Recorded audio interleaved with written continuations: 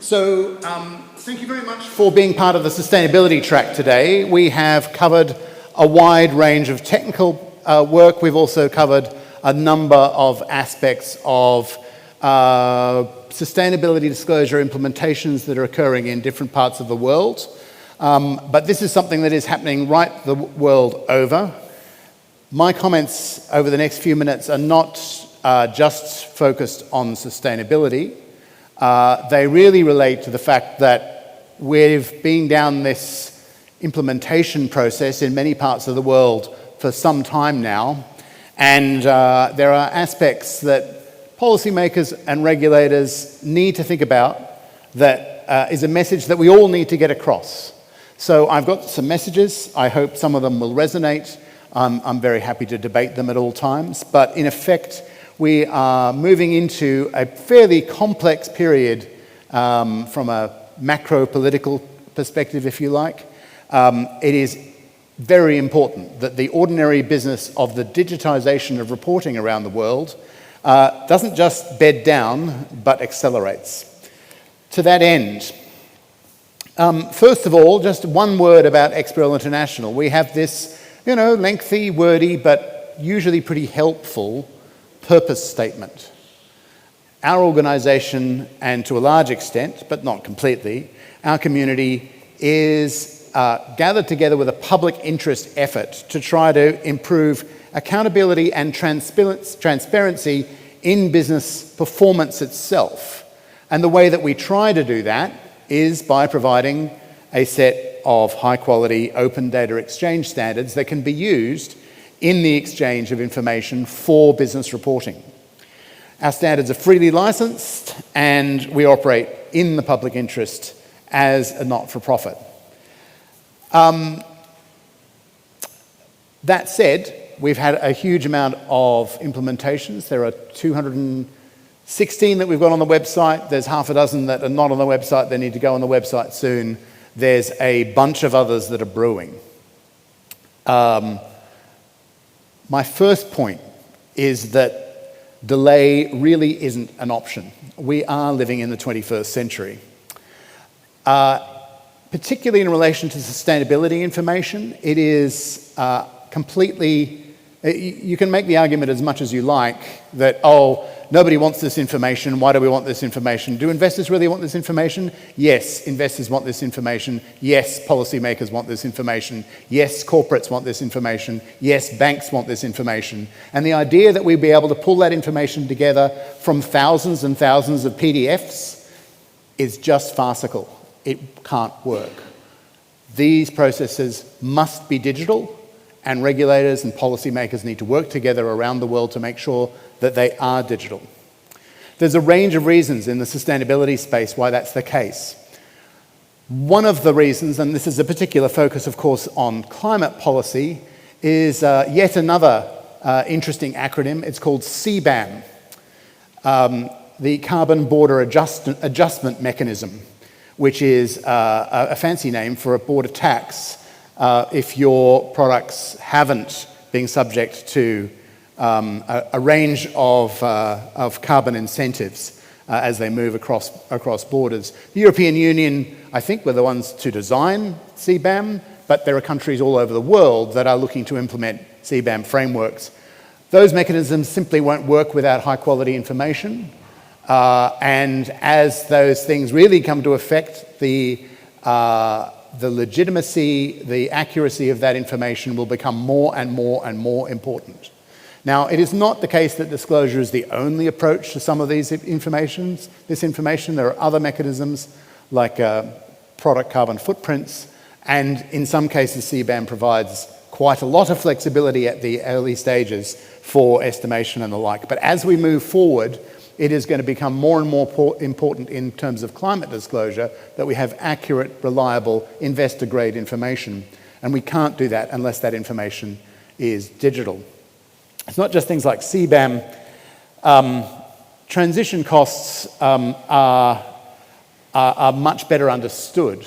And people, if you read the latest literature really coming out in the last, week or so from the COP conference last week, it's clearer and clearer what needs to be spent But if you think that finance just gives away money willy-nilly, well, you don't understand finance. That process only works with a lot of data, and corporate reports are an essential aspect of that information.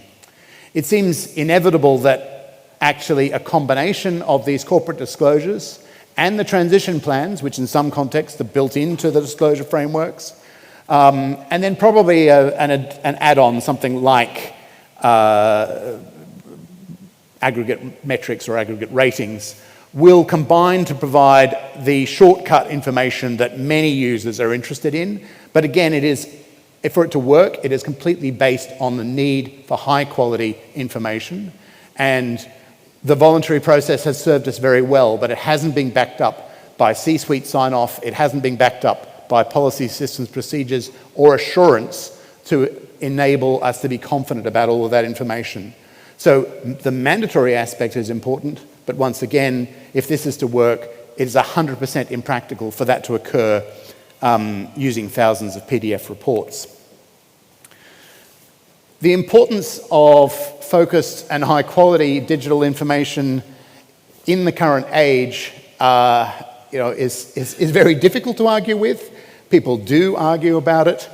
My own perspective, a private view, but shared by others, and I did reference this the other day, is that if we are in an environment where regulators permit a two-speed process, or indeed have very lengthy staging mechanisms, then you will have a highly bifurcated set of users. You will have users that can expend money on very expensive data analytic tools that are provided by information providers who have gone to the very extensive effort of moving a paper document into a digital one for all the reasons that you've seen this afternoon, including in Mark's excellent presentation. Some of that's nigh on impossible to be able to get to the sort of structured answers that people want. So again, all of that information really needs to be digital. But let's pretend it isn't. Let's say, look, no, this is all going to be PDF, or this bit's going to be PDF and this bit will be digital. We will end up in a situation where that information is not accessible to policymakers, it is not accessible to many regulators, it is not accessible to civil society. It's also the case that information providers go where the money is, and that's very understandable, which means almost automatically that smaller entities and smaller economies are not treated in an even-handed manner. That's just as true in Europe today as it would be if we're dealing with emerging economies across Asia or Africa. So if we want to make sure that this information is accessible about smaller countries, companies in smaller countries, and that information is accessible to global investors and other users, it's really important that we move as fast as possible towards digital being business as usual. There is a very well understood perspective amongst securities regulators and central banks and insurance regulators. They understand the need to mandate reporting. You can't just say, oh, well, it's voluntary, report if you like. It doesn't work. You'll get a very, very biased picture and all kinds of problems. But a lot of the academic literature and the philosophy behind that is very old. It predates digital in a long way. I mean, some of it's 75 years old, some of it's back to a very intense academic debate that occurred in the 1980s. But it was the 1980s. There was no such thing as digital reporting. I think it's time, and perhaps this is a piece of work for our academic community, to be thinking about the fact that actually it's no good just to say we need mandatory disclosure. We need mandatory digital disclosure. We are living in the 21st century. Policymakers and regulators simply can't be partly pregnant. Regulatory modernization requires the embrace of digital reporting as table stakes. It's the baseline of what your economy needs. That may not be evident to everyone in every context, but go and look at the manner in which this information is being used in economies like Japan. Go and see how this information is being increasingly used in the United States. There are other economies in the world which have somewhat half-hearted approaches to some of this exercise. It simply won't work. Your ability to conduct better analysis, your ability to leverage AI, your ability to provide high quality information to all of your stakeholders is dependent on comprehensive implementation, which means joined up thinking. So there's unfortunately a list of things that you can't do if you want to avoid half measures. You can't permit earlier disclosure of an unstructured piece of information. You can't say, yes, you can publish a report on your website, and then in a week or an hour or 4 days or whatever the delay might be is then provide your digital disclosure. Okay, all that means is that we live back in that idea of dark data. That information will have to be consumed by information providers. They will expend effort to go and acquire it from wherever it is to be able to provide it to their professional investors that need that information right now. But they're the only ones that will have access to it. That exercise creates a two-speed highway, and that simply won't work. Now, I recognise that means, and we've seen this in Asia, we've seen this in Europe, we've seen this, I believe, in a couple of countries in Latin America, that you've got a bit of a conflict of laws situation. So there's this requirement to do things digitally, but there's also corporations laws, which, the corporations laws started off largely around the world in the 1920s. The current set of corporations laws were mostly bedded down in the 1960s. Okay, they need to be updated. We, again, are in a digital age, and these things need to work, they need to be aligned. That's not necessarily something that individual regulators can impact. That's something that has to be done at a whole of government level. This is not the only field, but of course, we're a bit biased, but we all think that this kind of information, this mandatory disclosure of corporate information, is very valuable. So that's the first thing that you really can't do. You can't have these earlier disclosures. The second thing that you really can't do is do this in a half-hearted fashion.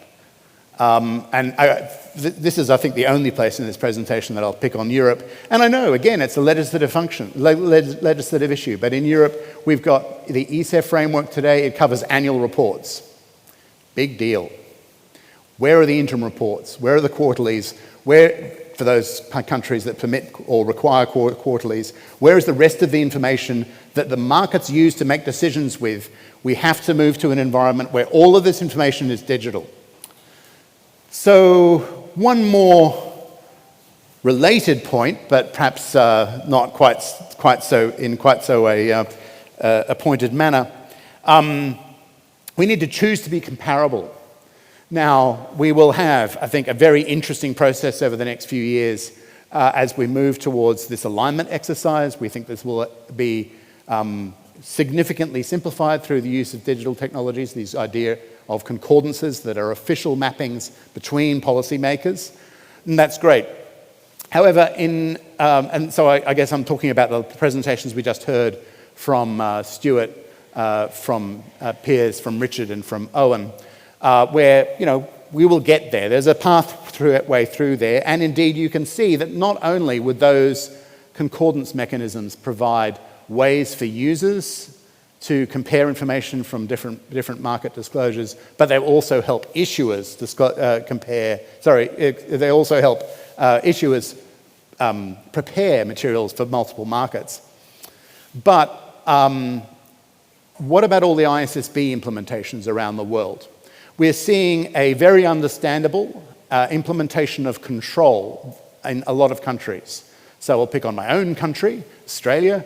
They have copy-pasted the ISSB standards into their own set of standards. And if you're a policymaker in a country like that, long way away from where the standards are created, they don't have a member of the board from the Australian reporting community. It doesn't sit on the ISSB. So the idea of doing that gives them a measure of control, and it makes sense. They have, in the end, after a lot of debate, copy-pasted the ISSB standards. But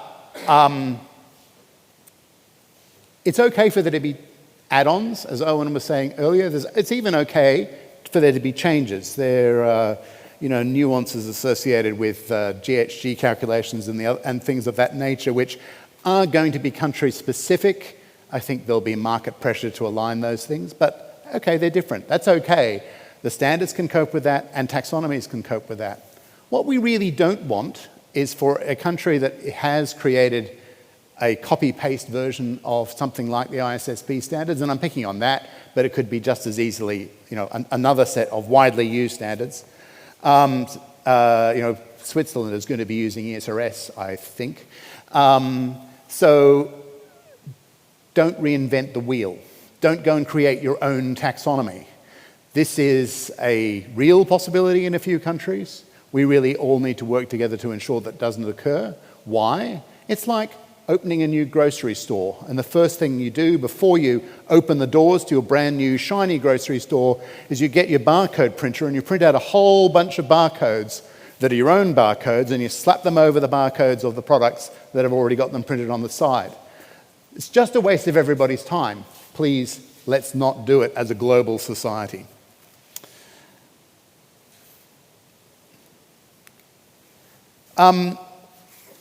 There's a lot of debate. We heard that we had this discussion with Patrick this morning. There is debate about the process, the costs, the burden on preparers, while not necessarily noticing the cost on users, of moving from a voluntary communications function to a mandatory disclosure function.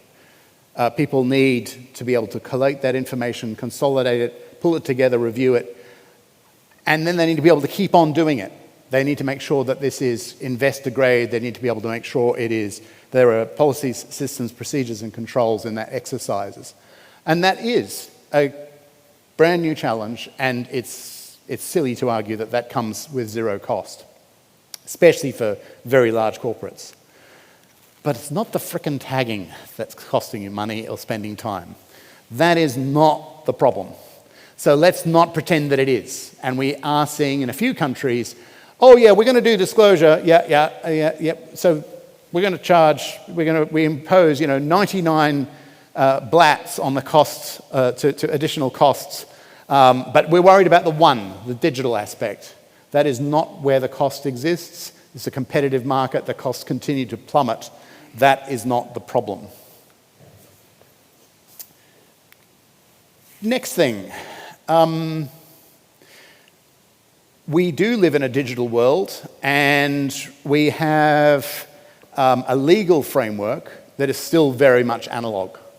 So in a lot of countries, and you can pick on a heap, the process of instantiating rules, things like a taxonomy, but also just requirements for implementation around requiring regulated companies of a particular nature to produce information against a set of digital rules, is itself a highly complex, paper-based regulatory function. Yes, well, we need to produce a bunch of regulations.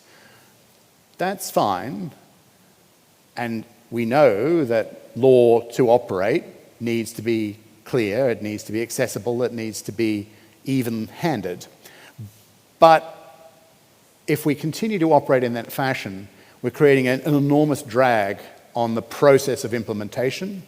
So that exercise is something that we think there's a long-term need. It's not an overnight exercise to rethink a bunch of long-held assumptions about the way that a jurisdiction promulgates its rules. So that's another thing to be discussing. And lastly, I think it's really important that policymakers and regulators use every tool in the toolkit to ensure that the process of moving from a paper paradigm to a digital paradigm is as smooth as possible and is as fast as possible. So that means, in particular, that everybody should be using, or at least considering the use of data quality rules. They should be considering the use of assurance wherever assurance makes sense. It certainly means enforcement. And that doesn't mean that you need to go and be nasty to every company under the sun that has made a silly mistake. It does mean that you need to be able to provide some pretty loud signals. In some markets, you can send a nasty gram, a little letter to somebody in a company, a particular industry, and that will spread like wildfire, and behaviours will change.